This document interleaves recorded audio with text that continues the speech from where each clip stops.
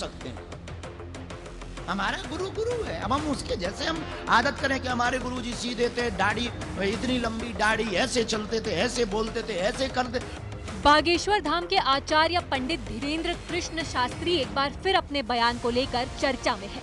उन्होंने बिहार के बोधगया में कथा के दौरान कहा कि मुसलमान अपने मौलवियों का अपमान नहीं करते, लेकिन हिंदू ऐसा करते हैं।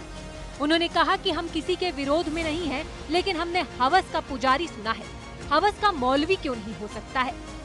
धीरेन्द्र शास्त्री ने दावा किया कि प्रायोजित तरीके से लोगों का ब्रेन वॉश किया जा रहा है। मुसलमान कभी नहीं अपने मौलवियों की बेइज्जती करते, लेकिन हम लोग करते। हम उनके विरोध में या पक्ष में नहीं है किसी के भी। हम एक बात बोल, अच्छा हम लोग इतने विचित्र लोग हैं, कितनी सोची समझी कभी कभी बातें होती हैं। तो हवस के पुजारी, हवस का मौलवी नहीं कभी सुना होगा आपने, पुजारी जरूर होता है। अच्छा मौलवी क्यों नहीं हो सकता है? नहीं हो सकता है। क्यों? क्योंकि हम लोगों के दिमाग में बहुत प्रायोजित तरीके से ब्रेन को ब्रॉस करने के लिए, हमारे दिमाग में कुतर्क भरने के लिए शब्दों को पहुंचाया गया और भरा जा रहा है। बाबा बागेश्वर का कहना है कि गौरक्षा के लिए कानून बनाया जाना चाहिए। देश में 30 करोड़ गौवंश सुरक्षित नहीं है।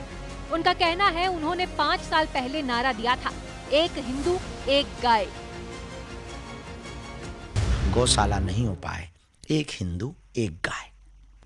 इनका ब्रेन ब्रॉश ऑलरेडी हो चुका है भारत के सनातनियों का। इन्हें अपने लोगों में ज़्यादा कमी और दूसरों में ज़्यादा अच्छाई दिखाई देती है। अपने धर्म में ज़्यादा कमी, दूसरे मजहब में ज़्यादा अच्छाई दिखाई देती है। इन्हें चादर और फादर के पास जाने में मज़ा आता है। पर अपने कानून बनना चाहिए ऐसे लोगों की। कानून क्या बनेगा? समुदाय बहुत है, भीड़ बहुत है। कानून तो नहीं बनना चाहिए, पर इनके अंदर कानून होना चाहिए कि एक दूसरे की रिस्पेक्ट करना, समझें, सामने वाले की परिस्थिति को समझें, सामने वाले की स्थिति को समझें, सामने वाला किस स्थिति से। अब हम रात भर नहीं सोए, अब कोई अगर 7 बजे आ जाए कि नहीं नहीं हम तो खड़े हैं 2 घंटे के मिलो, तो अब सामने वाले की भी परिस्थिति, उसका शरीर ही है, मशीन नहीं है। दूसरी बात, वो आपके लिए ही जी रहा है। थोड़ा सा आराम करेगा तो वो आपको ज़्यादा दिन तक मिल पाएगा, नहीं तो जल्दी शरीर से खत्म हो जाएगा। बाबा बागेश्वर का ये भी कहना है कि देश के मंदिर सनातन हिंदू बोर्ड के अधीन होने चाहिए और बिना देर किए हिंदू बोर्ड बनाया जाना चाहिए। उनका कहना है कि मंदिरों और तीर्थ स्थलों के खिलाफ चलाए जा रहे षड्यंत्र को बेनकाब किया जाना चाहिए।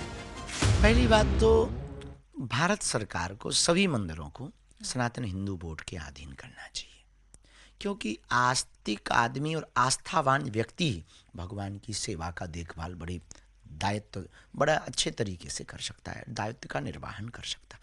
हमारे सेवादार हमारे जो पास रहते हैं वो बहुत अच्छे से हमारी विधि को कर सकते हैं। हमें जानते हैं कि अब चाय चाहिए, अब पानी चाहिए।